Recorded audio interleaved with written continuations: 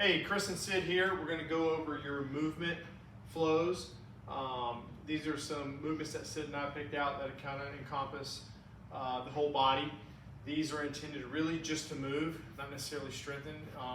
So we want to expose your body and your joints and your tissue to variable ranges of motion. So all of these exercises, we picked 8 of them for you. You can do for anywhere between 30 to 60 seconds. So you can go through that entire round that we're about to show you 2 to 3 times. That way, it's only taking you 16, 24 minutes or so, basically under 30 minutes. So this first one is going to be a lateral step with a twist and a reach. And so the ideal here, instead of just going to go back and forth with this movement, is we're just kind of getting lateral movement and some rotation in the hips, rotation in the pelvis, with a little reach in the arms, so we have the shoulders moving as well. So you'll continue to do this movement, just going back and forth and right to left for 30 to 60 seconds. And then right after that move, we're going to do a seated sole-to-sole position here, where you can move in and out of this position, so you can kind of rock forward and back. You can rock side to side, and you just want to feel your body shift on the glutes, as well as feeling the movement and stretching between the legs. You don't necessarily have to maintain absolute perfect posture here. You can kind of just move in and out. The purpose of these is to experience different loads at different angles. So again, 30 to 60 seconds on this move here. And then next, we're going to go to one that uses the dowel rod. But one point I want to make is, as you transition from these different movements, that transition in itself is a movement. So pay attention to how you get off the ground and how you get onto the ground. There is no right or wrong way. Just be aware of the movements that your body's making through that transition as well. So with the dowel rod, you can get as wide as you want with your hands.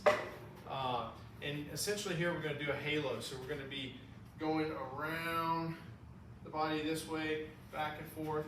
You can go around a couple times and switch directions. You can switch directions each time if you want.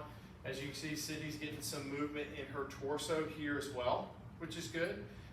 You can make a full 360, so you can go all the way around, and that way you're just moving that torso, moving the hips, let the hips sway.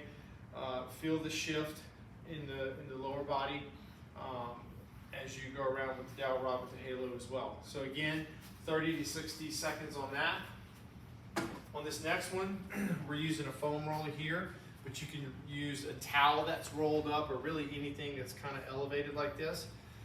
And so we're going to put one foot up on the foam roller. We're going to feel a stretch in that calf. And if you want, you can play around with this and use different angles. So you can kind of turn your foot internally, you can go neutral, you can turn it externally, and just kind of shift into that, feeling the stretch in the calf here. Again, 30 to 60 seconds, just kind of taking your time in a nice controlled movement. The next movement is going to be what we call floor angels. So for this one, you're going to lay on your back, and just like snow angels, you're just going to slowly be abducting the arms, go as far as you can. You may be able to go all the way over your head like Sydney just did. If you can't, that's okay. We just play around and experiment with the ranges that we do have. Be aware of what movements you have and maybe some movements that you don't have. And so these are areas that you can improve upon.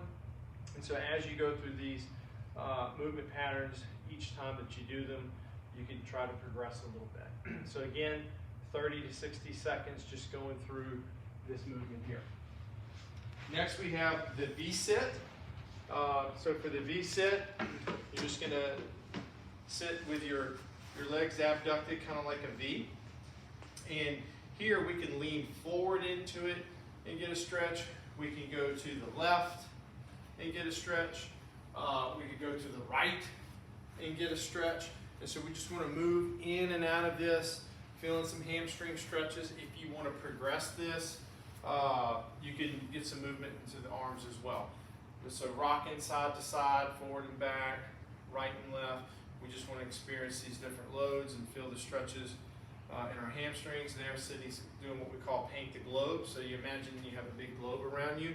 And so here we're just experimenting on all the different ranges of motion that we can do with the shoulder girdle while we're leaning forward and back and side to side and twisting. So for the next exercise is going to be a prone inner thigh move here. So we're going to lay on our stomach.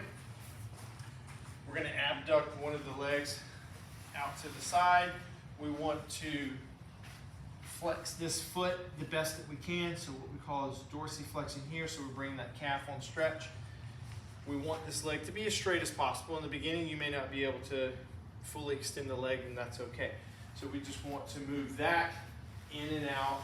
So we're bringing it back to the midline, back out to the side.